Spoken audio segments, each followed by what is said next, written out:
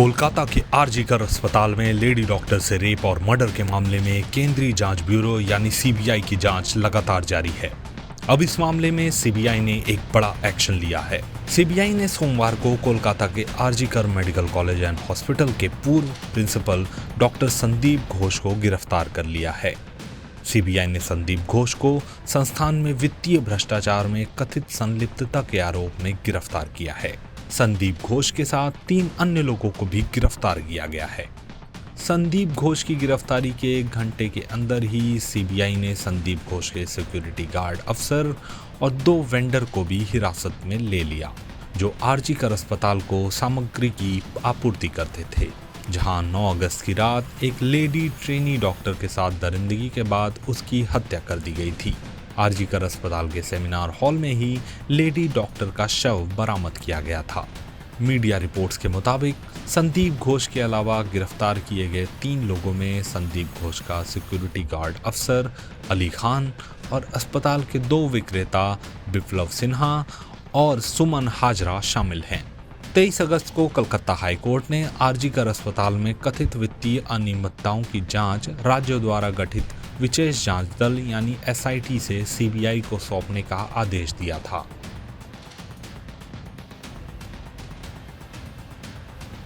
संदीप घोष की गिरफ्तारी आरजीकर अस्पताल के पूर्व उपाधीक्षक डॉक्टर अख्तर अली की याचिका के जवाब में आया है, जिन्होंने संदीप घोष के कार्यकाल के दौरान राज्य संचालित संस्थान में कथित वित्तीय भ्रष्टाचार के कई मामलों की ईडी से जांच कराने की मांग की थी। बता दें कि 9 अगस्त को आरजीकर अस्पताल में 31 साल की ट्रेनी डॉक्टर के साथ रेप और हत्या के मामले में संदीप घोष से सीबीआई के सॉल्ट लेक कार्यालय में 15वें दिन भी पूछताछ की गई। इसके बाद उन्हें कोलकाता में सीबीआई के निजाम पैलेस कार्यालय ले जाया गया, जहां एजेंसी की भ्रष्टाचार निरोधक शाखा स्थित है, और यहीं पर संदीप घोष को गिरफ्तार किया गया। आरजीकर अस्पताल में रेप मर्डर के मामले में हुई ये दूसरी बड़ी गिरफ्तारी है। इससे पहले कोलकाता पुलिस के एक सिविक वॉलंटियर संजय रॉय को भी कोलकाता पुलिस ने गिरफ्तार किया था। संजय रॉय इस मामले का आरोपी है। उसे लेडी डॉक्टर के कथित रेप और हत्या के मामले में सीबीआई को सौंप दिया गया था। फिलहाल सीबीआई इस मामले में उससे लगातार पूछताछ कर रही है। इस बीच संदीप घोष की गिरफ्तारी को लेकर बीजेपी ने ममता बनर्जी पर जमकर निशाना साधा है। बंगाल की बेटी को न्याय दिलाने के लिए एक बहुत बड़ा कदम उठाया गया है और सीबीआई ने संदीप घोष, जो टीएमसी ममता बनर्जी की सरकार का बहुत बड़ा करीबी है, उसको वित्तीय अनियमितताओं के लिए, भ्रष्टाचार के लिए गिरफ्तार किया है। पर सवाल ये पूछा जाएगा कि ममता बनर्जी की सरकार की प्राथमिकता क्या थी? बेटी को न्याय दिलाओ नहीं, संदीप घोष को बचाओ, सत्य की आवाज़ को दबाओ, सबूत मिटाओ और बलात्कारियों को बचाओ। इसीलिए इस संदीप घोष नाम के व्यक्ति पर इतने गंभीर आरोप थे। बीजेपी तो 2023 से उठा रही थी। वित्तीय अनियमितताएं, भ्रष्टाचार, ऑर्गन हार्वेस्टिंग, बायोमेडिकल वेस्ट में घोटाला, किस प्रकार से ड्रग्स में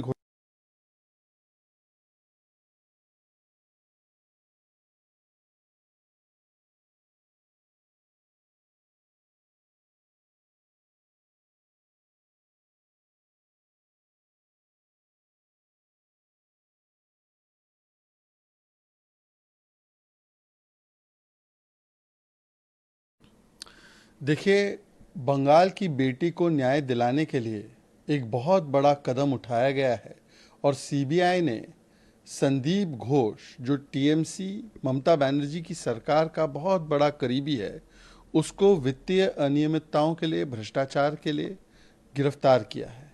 पर सवाल ये पूछा जाएगा कि ममता बनर्जी की सरकार की प्राथमिकता क्या थी? बेटी को न्याय दिलाओ नहीं, संदीप घोष को बचाओ, सत्य की आवाज़ को दबाओ, सबूत मिटाओ और बलात्कारियों को बचाओ। इसीलिए इस संदीप घोष नाम के व्यक्ति पर इतने गंभीर आरोप थे। बीजेपी तो 2023 से उठा रही थी। वित्तीय अनियमितताएं, भ्रष्टाचार, ऑर्गन हार्वेस्टिंग, बायोमेडिकल वेस्ट में घोटाला, किस प्रकार से ड्रग्स में घोटाला, परंतु उस पर कोई आंच नहीं आ पाई क्योंकि ममता बनर्जी की सरकार का संरक्षण प्राप्त था। जब ये जघन्य हत्या, रेप का मामला सामने भी आया, तब भी 4 घंटे के भीतर इस व्यक्ति को प्रमोट कर दिया गया। इतनी इसकी पैंट और पकड़ थी। आज जब ये गिरफ्तार हुआ है तो सवाल तो ये बनेगा कि ममता बनर्जी जी कब इस्तीफा देंगी। ममता बनर्जी हेल्थ मिनिस्टर भी थी, ममता बनर्जी होम मिनिस्टर भी थी।